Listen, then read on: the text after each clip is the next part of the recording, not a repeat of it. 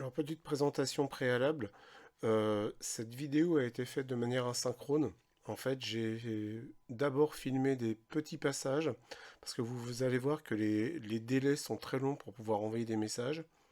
Et deuxième information, je ne rentre pas dans le détail, je vais le redire pendant la vidéo, mais je ne rentre pas dans le détail au niveau technique.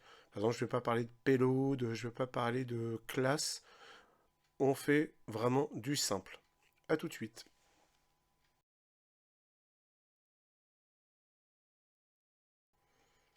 Bonjour à tous, deuxième vidéo concernant la technologie LoRaWAN.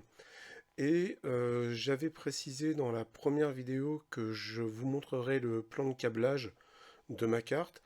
Donc là, vous la voyez sous vos yeux, c'est simplement un shield Grove avec un module Grove. Voilà, donc c'est très très simple. Et je vous ai mis le câblage avec les couleurs d'origine Grove. Donc là, au moins, vous avez exactement le câblage que j'utilise actuellement.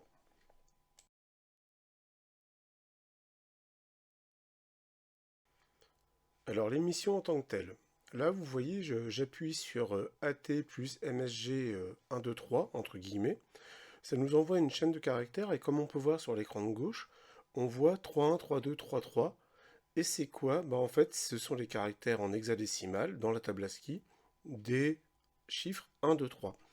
On voit sur la droite le start, pending, RX1, RSSI et ainsi de suite et le down juste après, donc on a 4 lignes en mauve, ça veut dire que le message est bien passé.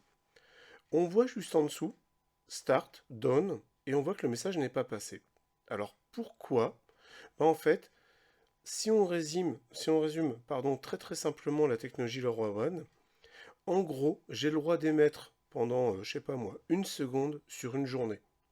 Donc en fait, ce qui vient de se passer, c'est qu'en fait, j'ai émis, mais j'ai plus le droit d'émettre pendant un certain temps. Là, je vous la fais vraiment très très très très très simple. C'est beaucoup plus compliqué que ça, mais en fait, c'est le principe du duty cycle. En fait, on a un temps d'émission très court sur la bande passante qui peut être très longue. Voilà, en gros, c'est ça. Donc là, c'est pour ça que on peut émettre un message et il faut attendre. On va attendre, attendre, attendre. Alors parfois, on peut réémettre, mais là, il faut vraiment attendre longtemps. Donc là, on a attendu longtemps, ça se voit d'ailleurs sur la gauche avec l'horodatage. Ah oui, parfois il faut que je réinitialise mon canal à zéro. Pourquoi? Ça doit venir à mon avis de ma passerelle, qui est, comme je vous le disais sur la première vidéo, qui n'est pas ultra performante.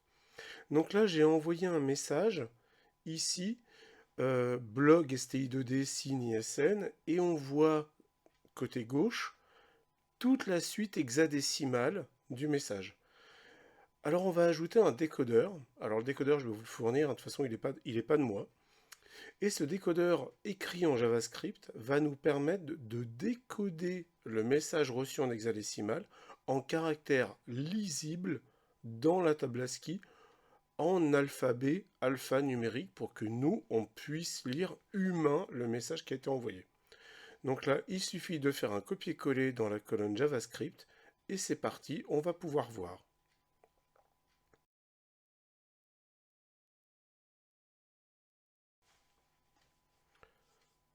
Donc là, après de très très très très très très longues minutes, un très long temps d'attente, je peux réenvoyer mon fameux message blog STI2D signe ISN.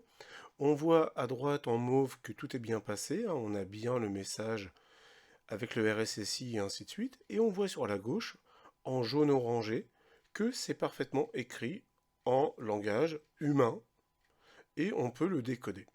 Donc voilà, cette vidéo s'arrête. On a vu comment on pouvait envoyer très simplement avec des commandes AT un petit message, hein, AT plus MSG. Vous verrez, il y en a d'autres. Il y a d'autres types de messages. Il y a le CMSG par exemple. Ou alors on envoie des messages purement en hexadécimal, des chaînes de caractères différentes. Là, c'est vraiment le B à bas. On verra plus tard. La prochaine vidéo, ce sera comment envoyer du texte dans un sketch Arduino. Et voilà.